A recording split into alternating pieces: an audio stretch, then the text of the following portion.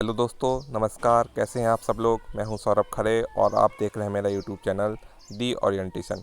आज मैं आपके सामने बहुत दिनों बाद एक नया वीडियो लेकर आया हूं जो आपकी जॉब से जुड़ा हुआ है, जिसमें मैं आपको बताने जा रहा हूं प्रमोशन से जुड़ी हुई जितनी भी जानकारियां हैं और जो अभी रिसेंट अपडेट प्रमोशन को लेकर आई है उन सब के बारे में मैं आपको इस वीडियो के माध्यम से बताऊँगा।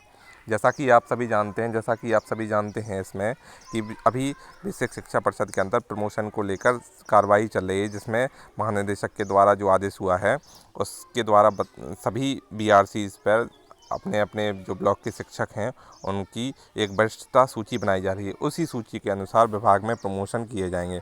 तो देखने वाली बात ये रहेगी कि ये वरिष्ठता सूची किस प्रकार से बनती है, इसमें किस तिथि से आपकी वरिष्ठता का निर्धारण होगा। मौलिक वो प्रथम नियुक्ति तिथि से होगा या स्थानांतरण आप ले चुके हैं उस तिथि से होगा।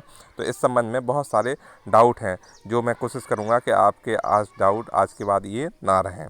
इसलिए मेरी आपसे विनम्र निवेदन है कि आप इस वीडियो में लास्ट तक बने रहें, क्योंकि इस वीडियो के माध्यम से बहुत ही ज़रूरी सूचना मैं आप सभी के सामने उपलब्ध करने जा रहा हूँ। सबसे पहले तो बात ये रही कि प्रमोशन होना किसके है। तो प्रमोशन तीन पदों पर प्रमोशन होना है। पहले तो प्राथमिक के प्रधानाध्यापक पर प्रमोशन होगा, दूसरा जूनियर के सहायक पर और तीसरा जूनियर के प्रधानाध्यापक पर। अब होगा किसका? तो सबसे पहले प्राथमिक के सहायक का प्रमोशन या तो प्राथमिक के प्रधानाध्यापक पद पर होगा या जूनियर के सहायक पर होगा। और प्राथमिक के प्रधानाध्यापक को एक ही प्रमोशन का विकल्प मिलेगा, वो है जूनियर के प्रधानाध्यापक का। तो ये क्या है, ये नौकरी है जिला के कैडर बेसिस, जो डिस्ट्रिक्ट कैडर के अकॉर्डिंग इसमें सीनियरिटी बनती है। तो ये जिला के अनुसार इसमें भिन्न भिन्न जनपदों में कहीं 2010 तक प्रमोशन हो गए होंगे तो कहीं 2014 तक प्रमोशन हो गए होंगे। इस तरीके से सभी जिलों की वरिष्ठता सूची भिन्न भिन्न होती है। तो इसमें एक कॉमन निष्कर्ष नहीं निकाल सकते कि कितने लोगों का कहाँ पे निष्कर्ष हो जाएगा। हो सकता है पूर्वांचल साइड के जो विद्यालय हैं वहाँ पे छात्र अनुपात बहुत ज़्यादा है, शिक्षक बहुत कम है, तो वहाँ पे प्रमोशन बहुत ज़्यादा भी हो जाएंगे। लेकिन यहाँ पे झांसी, गाज़ियाबाद इस साइड के जो गाज़ियाबाद मेरठ इस साइड है, या झांसी और जालौन यहाँ पे हैं, तो यहाँ पे प्रमोशन शायद कम होंगे, क्योंकि यहाँ पे छात्रों का अनुपात जो है अकॉर्डिंग टू शिक्षक और जो छात्र अनुपात है वो कम है यहाँ पे। तो यहाँ पे प्रमोशन की संभावना थोड़ी सी वहाँ के पूर्वांचल के अनुसार, उसके पूर्वांचल के कंपैरिजन में यहाँ पे कम रहेंगी। तो अब आप ये नहीं कह सकते हैं कि कितने लोगों का प्रमोशन हो जाएगा, लेकिन एक वरिष्ठता सूची बनेगी जिसमें आप अपना नाम देख सकते हैं और वहाँ पे जो भी पद होंगे उन्हीं के अनुसार आपका प्रमोशन होगा। पर जो मेरी समझ कहती है वो ये कहती है,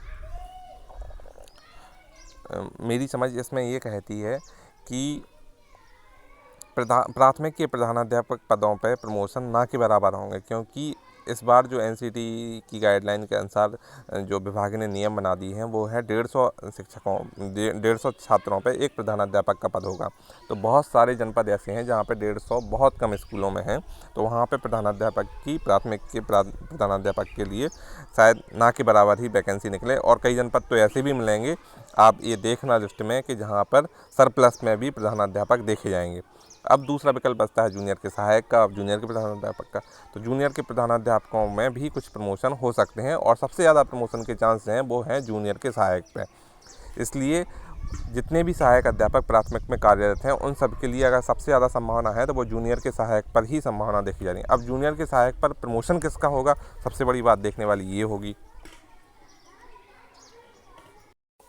अब जूनियर के सहायक में प्रमोशन के लिए बहुत सारी समस्याएं भी चल रही हैं। जैसे एक टैट का प्रकरण भी चल रहा है, ठीक है, जिसमें कुछ लोग कह रहे हैं कि टैट को लागू कर दिया जाए, कुछ लोग कह रहे हैं कि टैट को लागू नहीं किया जाना चाहिए, क्योंकि प्रमोशन है और प्रमोशन में आपकी पात्रता परीक्षा का कोई महत्व नहीं है।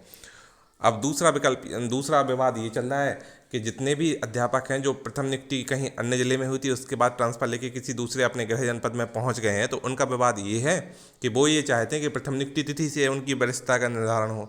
जबकि अभी वर्तमान में जो नियम चला है, अभी तक जितने भी प्रमोशन हुए हैं वो डिस्ट्रिक्ट कैडर होता था, तो ज़िले में जब आए हैं तो आपकी वरिष्ठता उसी दिन से मानी जाएगी जिस दिन आपने दूसरे ज़िले में या गृह जनपद में आपने ज्वाइन किया हो। और अभी तक जितने प्रमोशन हुए हैं इसी आधार पर हुए हैं, क्योंकि सचिव का इस बारे में स्पष्ट आदेश है और आपने अपने ट्रांसफ़र के टाइम पर भी स्पष्ट रूप से एक एफिडेविट दिया होगा कि मैं वरिष्ठता सूची में सबसे निम्नतम स्तर पर मेरा नाम रखा जाए, इसके बारे में मैं कोई प्रतिवाद नहीं करूँगा। तो मेरी समझ ये कहती है कि जहाँ तक ये विवाद है, इसी बात पर तय होगा कि आपकी प्रथम नियुक्ति तिथि से आपका ट्रांसफ़र नहीं होगा। और फिर अगर कोर्ट में विचाराधीन है तो वो कोर्ट का डिसीजन है और शासन का डिसीजन है कि उन दोनों का आपस में किस तरीके से मैटर सॉर्ट आउट होता है। पर मेरा मानना ये है कि इस बारे में अगर पहले ट्रांसफ़र रही है अगर आपने एफिडेविट भी वहीं पे ये दिया है कि मैं वरिष्ठता का हकदार नहीं होऊंगा, तो शायद इसी तरीके से होगा। अब दूसरा विवाद बचा है टेट का, तो वो भी माननीय कोर्ट में ये मामला विचाराधीन है। तो इस बारे में भी मैं कुछ ज़्यादा नहीं बोलूँगा, जो भी डिसीजन होगा उसी के अनुसार होगा। वैसे मुझे एक पेपर में ये न्यूज़ सुनने को मिली थी कि 2010 से पहले जितने भी अध्यापक नियुक्त हुए हैं उनके लिए टेट अनिवार्य नहीं है, और 2010 के बाद जितने भी अध्यापक हुए हैं उन्हें प्राथमिक से जूनियर में जाने के लिए प्रमोशन हो चाहे सीधी भर्ती हो, उन्हें टेट जूनियर वाला देना ही पड़ेगा। ठीक है, तो ये तो 2 विवाद हुए। अब इसके बाद बचता है कि प्रमोशन होगा किसका और किस विषय पे होगा। तो जूनियर में प्रमोशन के बाद जाने के लिए 3 रास्ते बचते हैं। गणित विज्ञान एक वर्ग है, सामाजिक एक वर्ग है और तीसरा वर्ग है भाषा। यानी कि शासन ने जो एनसीटी की गाइडलाइन के अनुसार जो विषयों का निर्धारण किया है वो 3 विषयों में बांट दिया है जूनियर विद्यालयों को, और उन्होंने ये कहा है कि हर एक जूनियर विद्यालय में इन 3 विषयों के अध्यापक का होना जरूरी है। तो अब प्रमोशन की प्रक्रिया के दौरान समस्या क्या आने वाली है, क्योंकि 29,000 की जो भर्ती हुई है वो गणित विज्ञान की भर्ती हो चुकी है, और गणित विज्ञान की भर्ती हो जाने के बाद वहाँ पे बहुत सारे पद भर चुके हैं।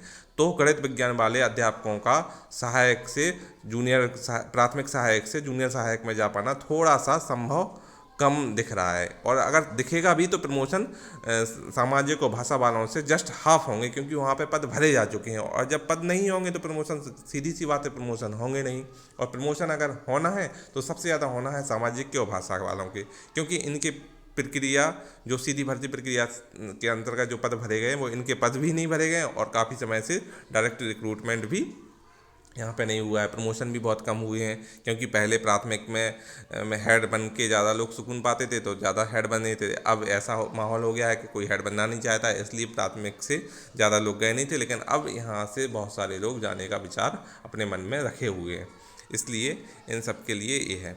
अब 20 फरवरी को एनआईसी के द्वारा जो साइट है उस पर वरिष्ठता सूची का प्रकाशन होना था, परंतु कुछ बीएसए अभी भी डाउट में है कि उनकी वरिष्ठता सूची किस प्रकार से करी जाए। तो जैसा कि आप ये आदेश देख रहे हैं उसमें स्पष्ट रूप से कहा गया है, और जिन बिंदुओं पर बीएसए के द्वारा गाइडलाइन मांगी गई थी उसमें सचिव ने सीधे सीधे आदेश दे दिए हैं कि किसकी ज्येष्ठता किस तरीके से बनेगी, उसकी मौलिक रूप से नियुक्ति के दिनांक से बनेगी या किस दिन से बनेगी, और ये सब चीज़ें आपको इस आदेश में मिल जाएंगी। मौलिक नियुक्ति तिथि अगर समान है तो उसकी ज्येष्ठता बनेगी उसके आयु से, उसके नंबरों से, उसके गुणांक से, इस तरीके से जो भी पूरे नियम हैं उस तरीके से बनेगी। और उनको जो वरिष्ठता का निर्धारण है उनको अगर ग्रामीण प्रवेश का अध्यापक है तो ग्रामीण प्रवेश में ही उसकी वरिष्ठता मानी जाएगी, और नगर क्षेत्र का है तो नगर क्षेत्र में ही। तो ये सारे आदेश इसमें रखे हुए हैं, और इसमें ये नई तारीख दे दी गई है 27 फरवरी को एनआईसी के द्वारा इस वरिष्ठता सूची का प्रकाशन होना है, जिसमें आप अपना नाम देखेंगे। और मुझे आशा है कि आप सभी अध्यापकों के ज़्यादा से ज़्यादा प्रमोशन इस लिस्ट में देखे जाएंगे, और आप सभी लोग प्राथमिक के बाद जूनियर में अपनी सेवाएं देंगे। आज के इस वीडियो में बस इतना ही। और हाँ, एक और विषय है कुछ अध्यापक। तब तक के लिए नमस्कार।